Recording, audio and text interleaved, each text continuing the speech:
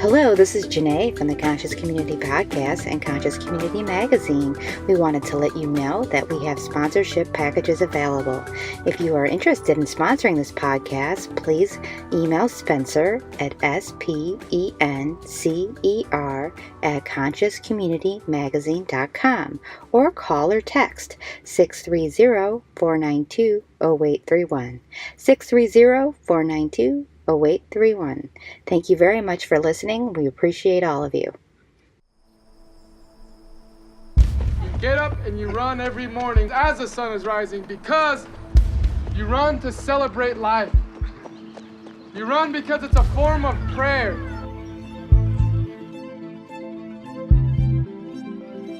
ですから自分のために行はしたけど、でもそれを自分のためにするっていうことは最終的にはそれを人のために還元するって仏様と一般の方の要はパイプ役みたいな形になっている。だから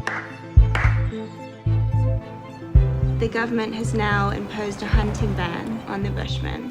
That's why I want to bring my friend Gaulo, who traditionally do his hunting by running. They need that to be protected. You're speaking to Mother Earth with your feet. You're breathing in Father Sky. You're telling them, you're asking them for blessings. You're showing them that you're willing to work for that prayer, for those blessings. Good morning, ladies and gentlemen, and welcome to the Sri Chinmoy Self-Transcendence 3,100-mile race. Go! This is the only race that I'd say that can guarantee to the runners you will be changed, and you will be changed for the better. After a week of running, it feels like it's gonna go on forever. It's very, very, very dangerous to do the hunting because he's afraid of being killed, being arrested. I pushed myself to hurt while we ran.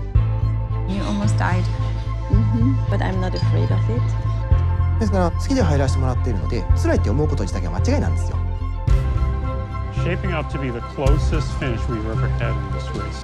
This is not only a spiritual journey or something. It's a race. But it's going to be really tight. Could be a hand-in-hand finish. How do you define a real running race? If it's a real running race, then you have to cut your hair while you're in the middle of the race. All other races are just considered sprints.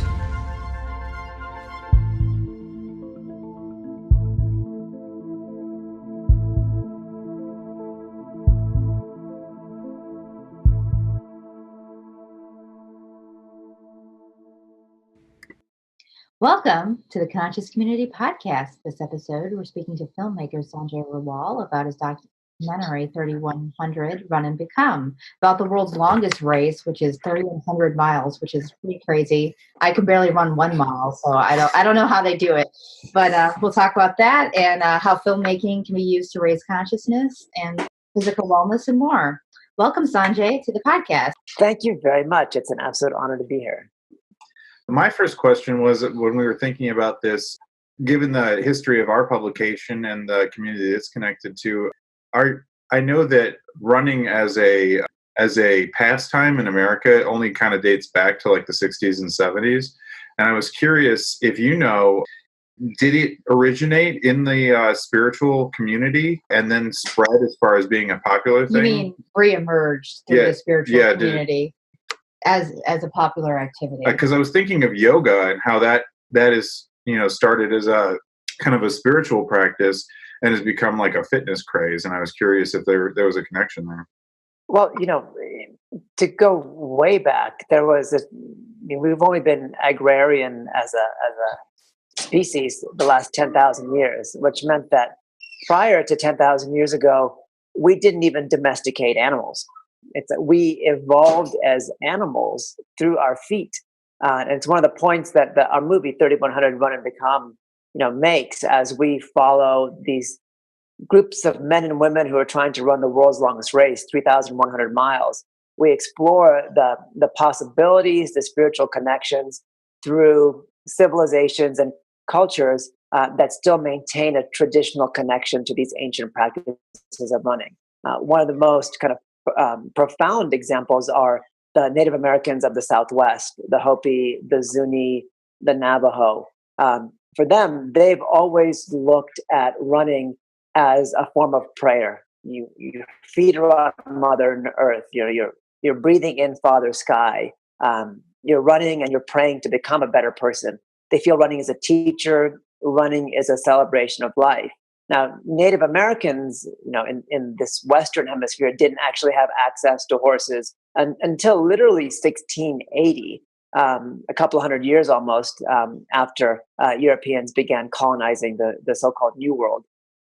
So the presence of running in those cultures shows us how important it was as an activity. It wasn't just something that we used for hunting and for gathering, but it was a profound way that our physical bodies connected with higher energies, not just in nature, but used the energies from nature to bring out a deeper sense of self. Really, I loved it,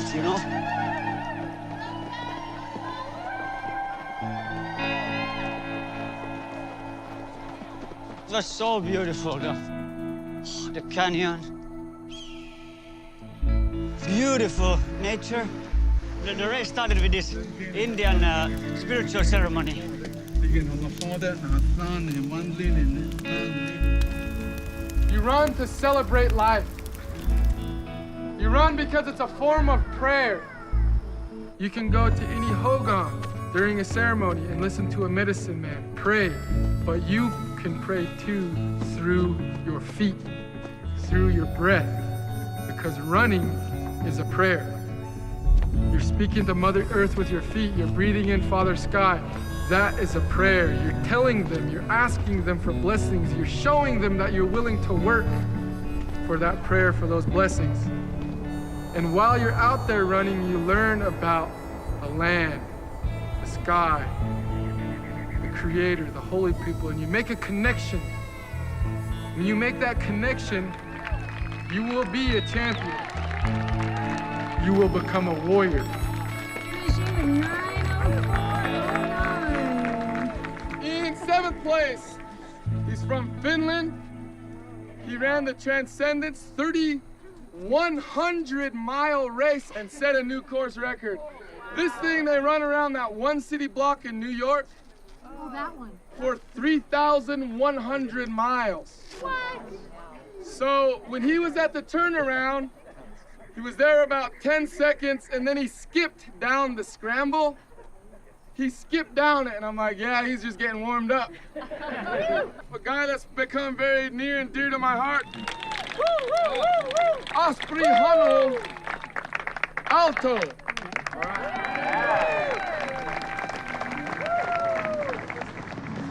So I did run there, but in my eyes, I really didn't train at all.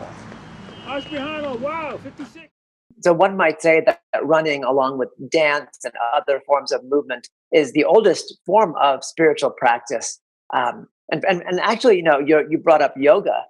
Hatha yoga, the idea of physical practice, is not that ancient. Some people say it's less than 1,400, 1,500 years old. At the same time, hatha yoga was developed as a martial art. And the yogis that brought it over into China basically taught it as the precursor to Tai Chi, which was initially a formal martial art. So yoga was very much about moving the dynamic energies through the body, not just for aggression or for self-defense, but for really strengthening the physical body. You can say it's evolved or progressed into something that's much more leisurely in terms of the way we practice it in the West. Although many people who've gone back to India to study from hatha yoga teachers have understood that there's deep energetic and to kind of a deep layer of physical fitness. One thing I am struck by thinking this morning, actually, about the sand people, the Bushmen that were in there hunting, for example. I assume, were they barefoot? I was wondering that. And I was also thinking, is this idea of running barefoot in these traditional cultures, is that part of the connection that they were seeing to the divine? Was, your feet physically touching the earth? And even in yoga, you're barefoot, so. There's a kind of modern approach to that ancient aspect of connecting to the earth with your feet, grounding. And there's been science around it that shows that the earth's electromagnetic field can realign our body's electromagnetic field simply by the touch of our feet into the earth. And a lot of traditional runners did practice running barefoot, although when they went on really long distance runs, they wore very thin, footwear like moccasins. That said, it's like we have to imagine how disconnected we are to the elements that led to the evolution of our species. Our genetics and the idea of adaptation came through our physical body's connection with the earth. And even when you look at the austerities that ancient spiritual practitioners went through, the idea of meditating for years in a cave or years in a forest, there was an intimate connection between those spiritual practices and the energies of the earth. Running, as we explored in the movie, illustrates that there are still ways that we as modern mammals, in an urban or very transformed environment, can still connect to the things that made us who we are as Homo sapiens. Well, similarly, I was also thinking about the difference between physically exerting yourself to like a sense of self-inflicting pain, versus in order to reach another transcendence, like they say with the run. Transcendent run. Yeah, that was something that I thought of when I was watching the film. Is this extreme running? Is this kind of the trying to create the kind of spiritual experience that you see with I don't know, like peyote ceremonies, or you look at it like in India where they hang themselves with the hooks and use pain or various other physical experience to create a spiritual experience, or is it more of a metaphorical connection? So the runners in the 3,100 mile run, they have to average 60 miles a day for 52 days, and it occurs all around a half-mile loop in Queens, New York City. And so one might easily kind of draw the conclusion that this is kind of some practice of I don't know, the extreme suffering towards enlightenment. At the same time, when we think of these distances of 50, 60, 70 miles, we all tend to use the word extreme just because we don't have the context in modern society. But again, it's like if I look to the kind of more modern extant practices of traditional running, like in the Southwest, prior to colonization, prior to even 150 years ago, Hopi, Navajo, Apache, boys and girls could run 30, 40, 50, 60, 70 miles on a moment's notice. It was a practice that made somebody into a woman, that made somebody into a man.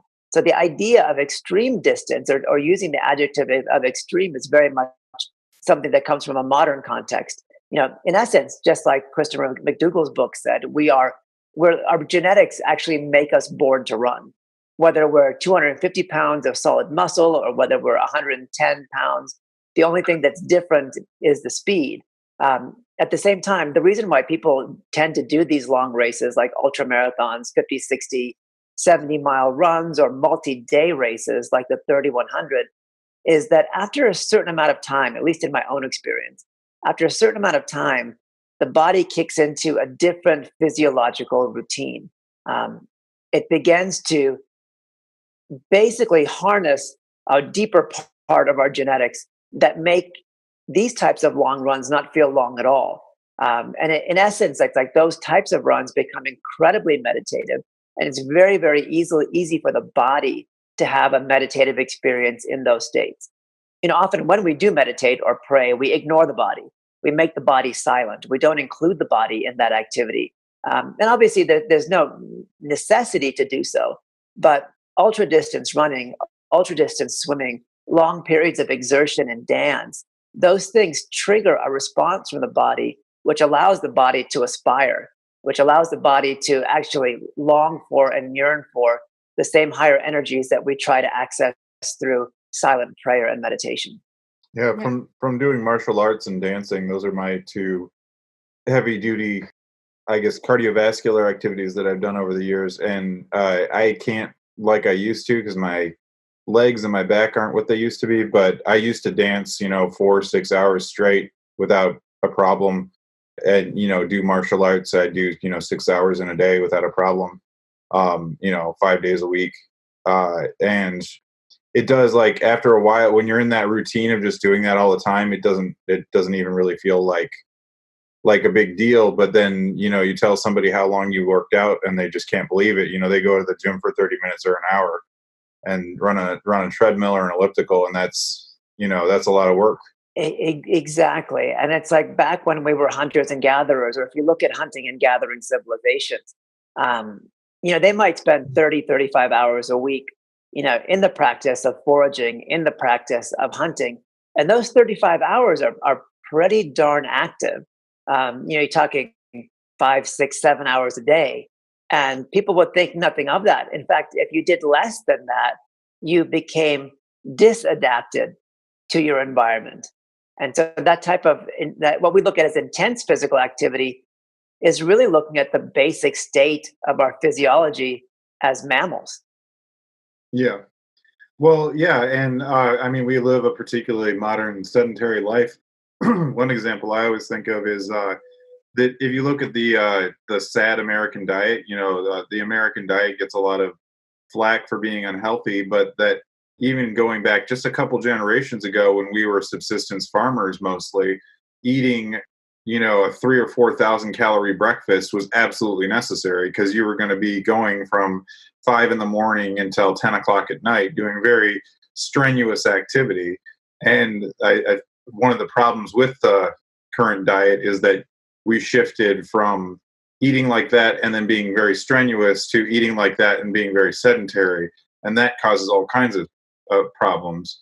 But I think it is probably far healthier to increase our activity level to the point where we're burning what we use than it is to try and limit our caloric intake. I think trying to adapt ourselves to being sedentary, you're never really going to be healthy in the way that if you live a level of activity like our ancestors did. I agree. And in the film 3100 Run and Become, we show, runners circling these blocks for days and weeks and months on end. And they're taking 10 to 12,000 calories a day.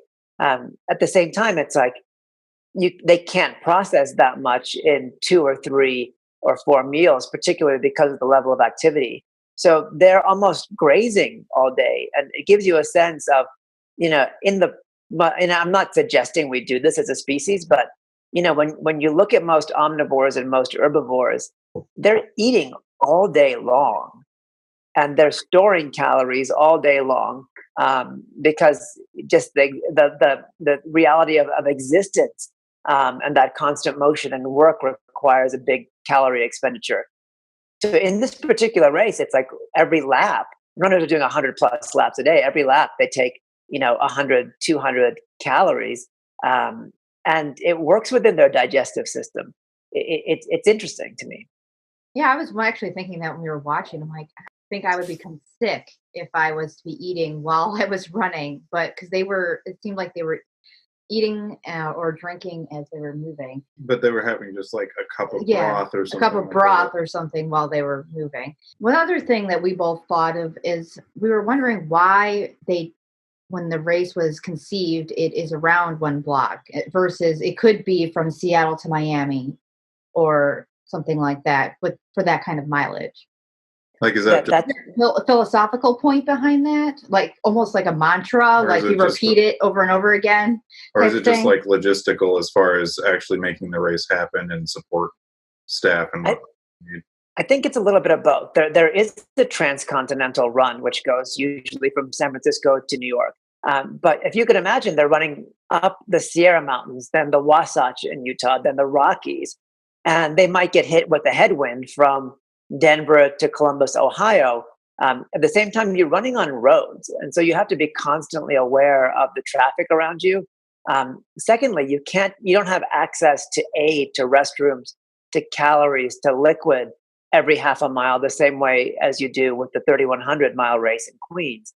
That said, it's like when you strip away the logistics and you're circling a block over and over and over and over, you can enter into a flow that allows you to basically transport yourself, transport your mind away from the physical environment and really focus on trying to become a better person, focus on feeling joy and bliss and happiness.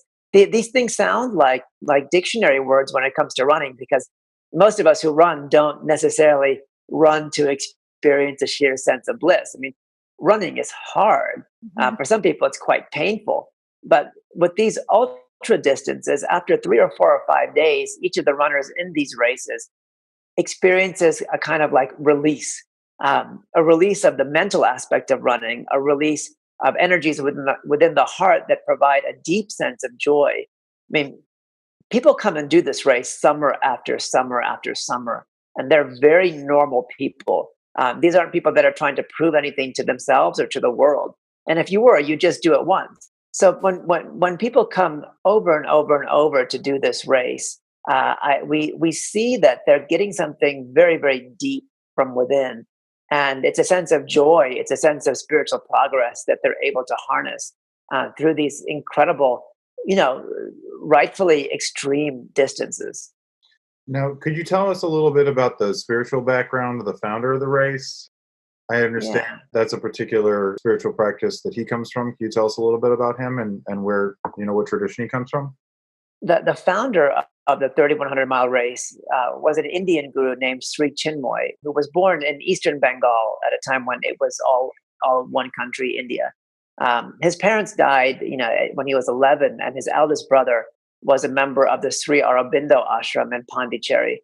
Sri Aurobindo was a revolutionary who transformed into a sage and brought a sense of dynamism back into Indian spirituality. He was actually educated in Cambridge and discarded that kind of Western mode of education, but he very much appreciated the dynamism that the West had. And he recognized that, India is the land of Arjuna and Krishna. India is the land of the spiritual warrior, even though that's not the modern identification of India. That said, Sri Aurobindo brought that energy back into the spiritual life, and Sri Chinmoy was raised in that ashram where they were required to run, to lift weights, to become athletic. And when he came to the West in the early 60s in 1964 to serve seekers in the West, he also brought that philosophy that the body should not be discarded, that the body needed to be used as an instrument in order to progress more quickly and more rapidly towards states of spiritual progress or enlightenment. He was very much into running because he saw that running wasn't just a trigger for these deeper spiritual emotions, but it was also an allegory, like we're all running towards the divine.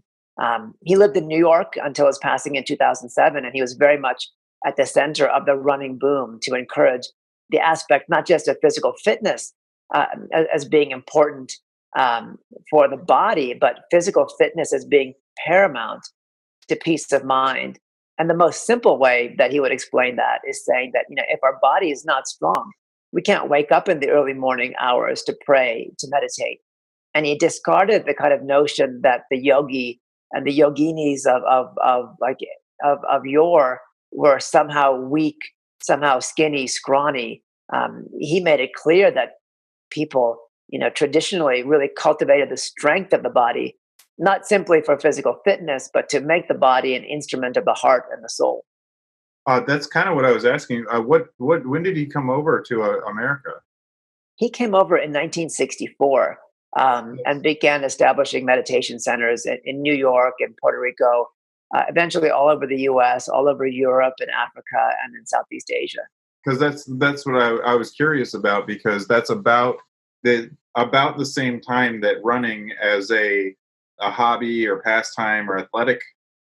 I mean, you had Olympic sprinting and stuff like that, but as far as like, people jogging as like a lifestyle thing, waking up in the morning, going for your run, that's something that came about in the 60s and 70s. And I was curious if there was a connection there.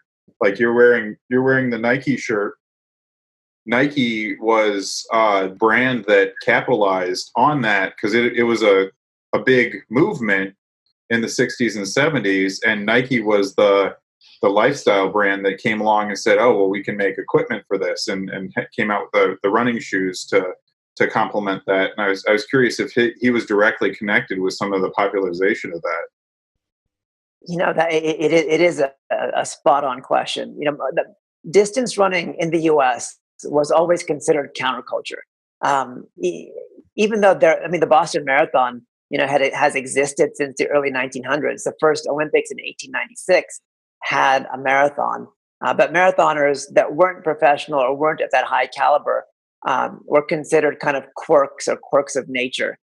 It wasn't until 1976 when Fred Lebow was the president of the New York City Roadrunners Club, and he decided to popularize the marathon, which until then, the New York City Marathon was just, a handful of loops around Central Park. But in honor of the U.S.'s bicentennial, he convinced the city of New York to do a 5-borough, all-city run. And that's what brought marathoning into the mainstream.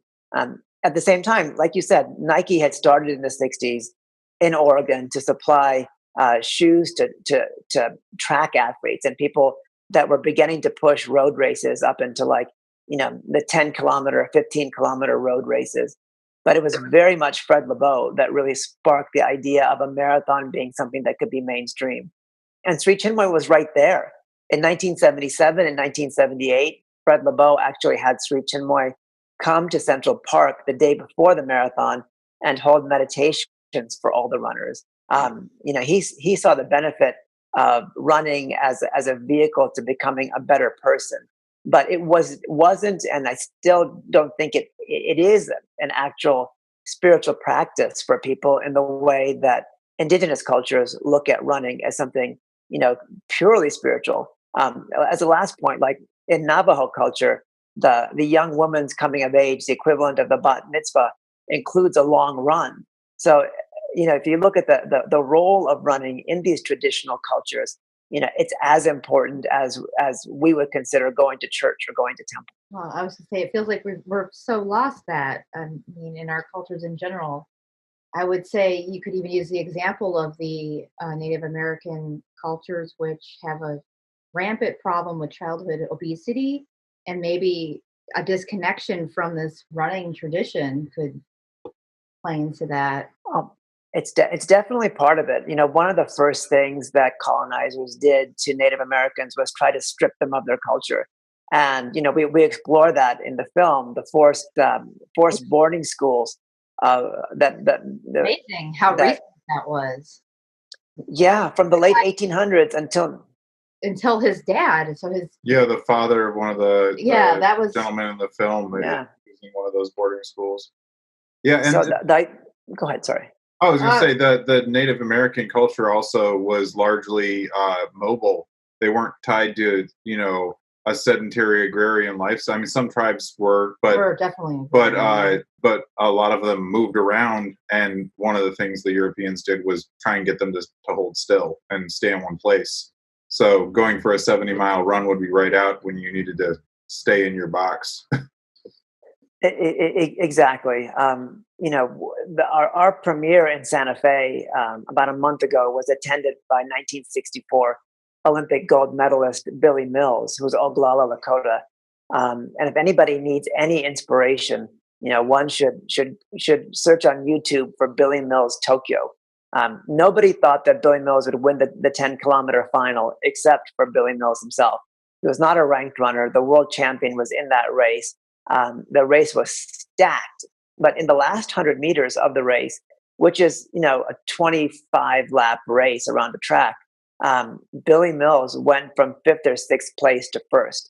And in his own experience or his own rendition, he said that in that last 100 meters, he channeled the energy of his ancestors.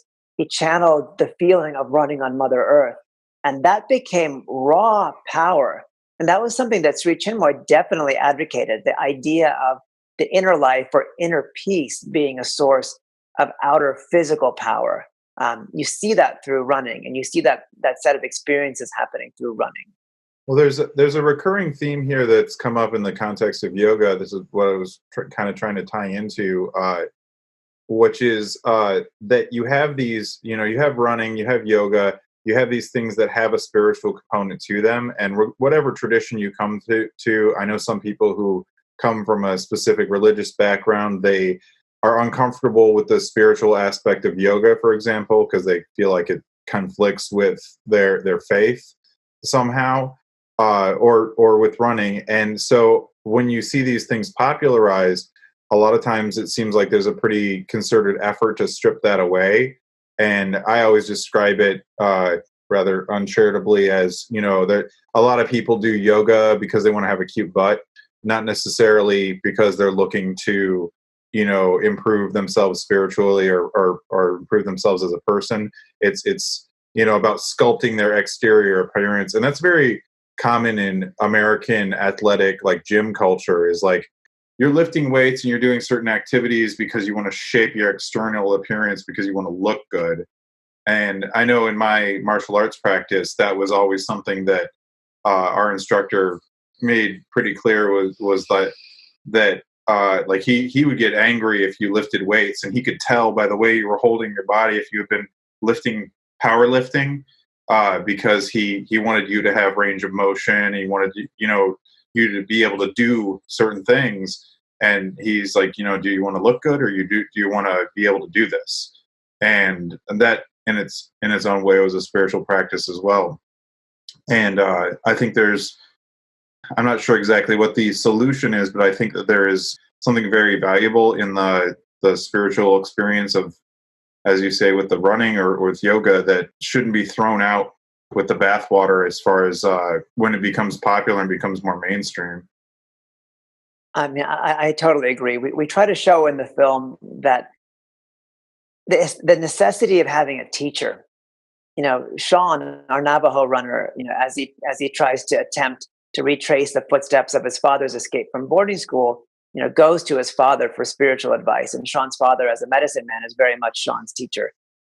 When we look at the marathon monks, the Tendai monks of Mount Hiei, trying to do 1,000 days of running in incredibly difficult conditions, for hours and hours and dozens of miles a day, each of the aspirants is being guided by a teacher. Our Bushmen hunters in the film were guided by teachers who all passed away when the Bushmen were forcibly resettled. And of course, our main character in the film, the Finnish paperboy, Ashprihanal Alto, he follows the philosophy of Sri Chinmoy. Many times when, and of course, in martial arts, it's like, if your teacher, your sensei, if you're doing karate, asks you to do something and you say no, you're basically out of the dojo. You enter into these spiritual practices with the implicit agreement between yourself and your teacher that you're going to have obedience. You're going to listen. You're going to obey. I mean, for those who saw Karate Kid, it's the wax on, wax off, paint the fence thing. Like, if you don't do the basic things the teacher tells you to do, you're never going to make progress, because it's the teacher who's been at the top of the mountain, who can effectively guide the aspirant up that mountain. So the film, I hope, makes it implicit that in order to have any successful spiritual practice, we need to recognize that people have left giant footprints for us to follow. And life is much, much easier if we take the guidance of someone who's actually traveled the path of least resistance. I think it's interesting that you talked about how yoga started out as a martial art. I studied Chinese Kung Fu, and they taught us as part of our tradition that it came from India in the form of yoga, and that the form that came to China was not a martial art and then was turned back into a martial art. But that's interesting. I'd never been aware that before it was a non-martial practice, it was a martial practice. Also kind of researched the Sikh traditions and in the Punjab, as far as, and I believe their martial practice predates their actual, because their religion's only a few hundred years old, but their martial practice there in the Punjab is also connected somehow to yoga. I haven't quite figured out how, but you look at like that style. I mean, having studied martial arts and military history and looking at their style, that's very, you can see that that's related to, you know, the kingdoms of India and the you know, the great epic battles with the elephants and all that. They have, even to this day in Sikh Gatka, they have these weapons that are specifically designed for fighting elephants and stuff like that. So it's really, and it's fascinating that, you know, you kind of trace that back through its roots, and then running is also connected, and you're almost getting back into prehistory, like as you follow all this stuff back. I mean, spirituality in the East was never for the weak. Women, men, they train their bodies, minds, hearts, and souls together. If you look at obviously the greatest epic in Indian spiritual history, the Mahabharata, the Bhagavad Gita, the Song of the Divine, the conversation between Krishna and Arjuna, they were on a battlefield, and they were ready to physically fight, to lay their bodies down for the truth and for the Dharma. Buddha, you know, traveled, you know, for the last 70 of his 90 years was constantly on foot, walking through India, spreading the light, spreading the gospel. Jesus as well. It's like, you know, the idea of being a missionary was very much, you know, traversing the world on foot. And there's definitely an aspect of strengthening the physical, which I think we've neglected with the comforts and the ease of modern life. And that's one of the reasons why we made the movie 3100 Run and Become, to show that people can make spiritual progress doing things that in modern life might not make sense, might seem incredibly difficult, might seem painful. But the idea or the question of how far will you go to become the best person you can be?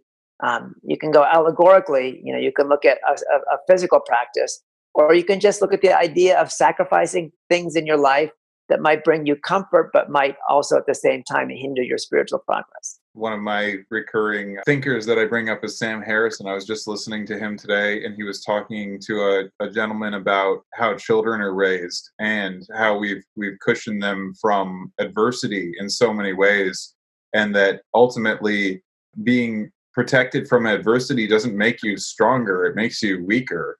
And I think that there's really something, I'm not sure necessarily that we want to throw ourselves back into, you know, the Stone Age and having to fight saber-toothed tigers to survive every day, but I think that a certain amount of adversity and hardship does make you stronger and make you a better person. You know, that I try to push myself physically, and I find that the harder I push myself physically, the more that when I'm presented with a challenge, you know, that I didn't put on myself, you know, like if I walk 10 miles a day and then for some reason I've got to go catch a train and I have to walk 3 miles, it's not a big deal. Like, whereas if I tried to protect myself from that adversity and from that hardship, and then I had to go walk 3 miles, then it would be a big challenge and hardship.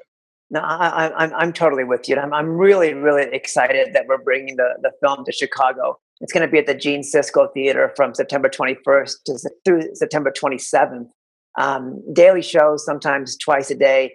I'll actually be there on Friday the 21st and Sunday the 23rd to do post-film panels. And it's a couple of weeks before the Chicago Marathon.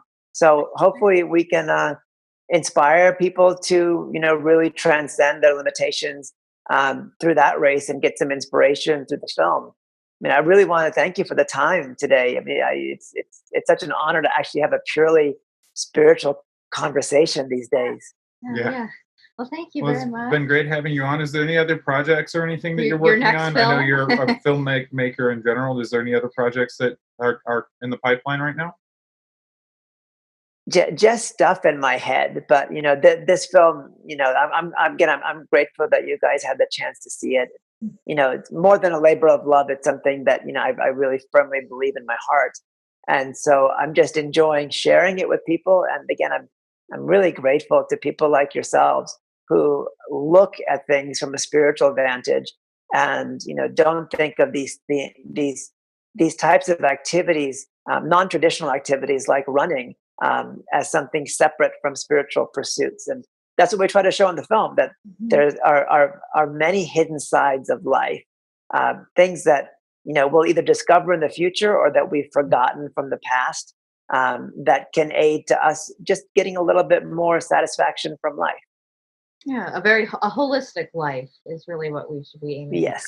Everything should be integrated. I mean, I don't know if we're quite at the point of being able to say we found the meaning of life, but like the one recurring thing that seems to be coming back is being in the moment and enjoying life for the simple things, having a meal with your friends or going for a run outside or even just a walk, and feeling your feet dig into the soil and look up at the sky. I think Janae is the scripture expert, but I think she calls it like non-dualism, like where basically like there is no distinction between the spiritual and the material. It's all just like, this is it.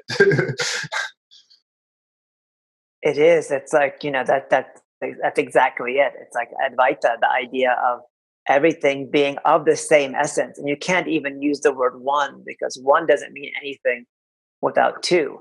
We use the word oneness to show the interconnectedness of everything in the world. And you can't separate matter from the spirit. I mean, the spirit has to infuse matter with purpose. And that's one of the allegories in the film. The idea of infusing the body, the physical body, with the same purpose of the soul that wants to reunite with the divine, and allowing the body to enjoy the cosmic play, that lila, and that energetic ascension of aspiration. Well, thank you very much, Sanjay. Yeah, it's been great talking to you, and good luck traveling. Likewise, thank you. Safe travels. Thank you. We'll endeavor to get this out as quick as we can so that we can promote your screening here in Chicago, and really encourage I appreciate that. To go out there and check out the film. Thank you. And we're not going to make anybody run who doesn't want to. Yeah. All right. Okay. Thank you, guys. Bye. Bye. Bye. Thank you for joining us for the Conscious Community Podcast. If you'd like more information about sponsoring this podcast or advertising with Conscious Community Magazine, in print or online, please email me at spencer@consciouscommunitymagazine.com. That's SPENCER, or call 630-492-0831.